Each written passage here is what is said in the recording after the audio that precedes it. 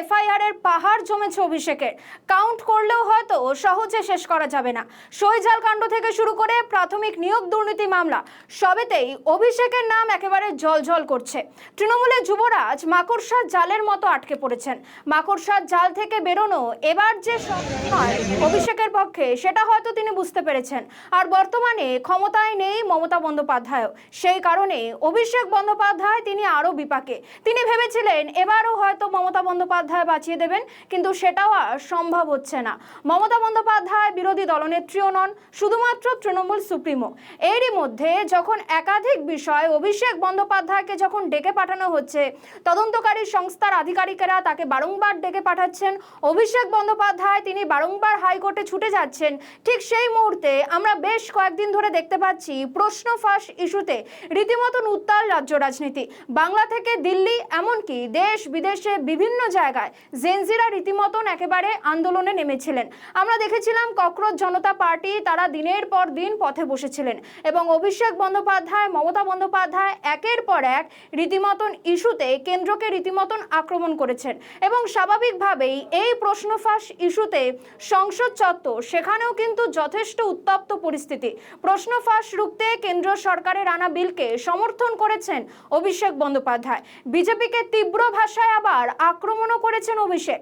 বিগত বছরে দেশের শিক্ষা এবং পরীক্ষা ব্যবস্থায় ধারাবাহিক ব্যর্থতার অভিযোগ তুলে মঙ্গলবার লোকসভায় তিনি বলেন সরকারই আগুন লাগিয়েছে।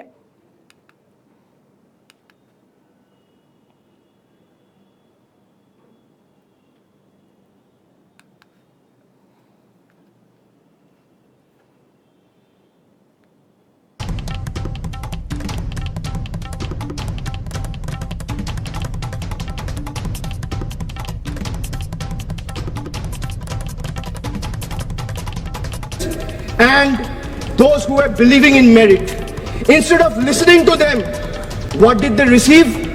The government offered them barricades, danda, police lathi charged, pellets, guns were fired on them, tear gas.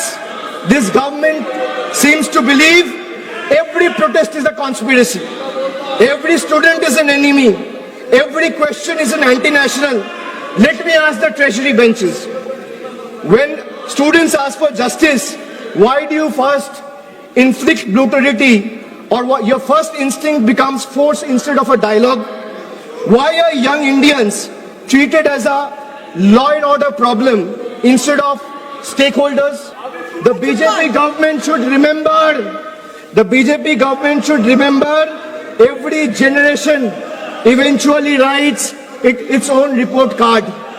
And the report card this generation is preparing for the current incumbent and the NDA government will have only one word on the top of the report card, which will say failed. Failed to protect the examination, failed to protect merit, failed to protect trust, failed to protect one's dignity.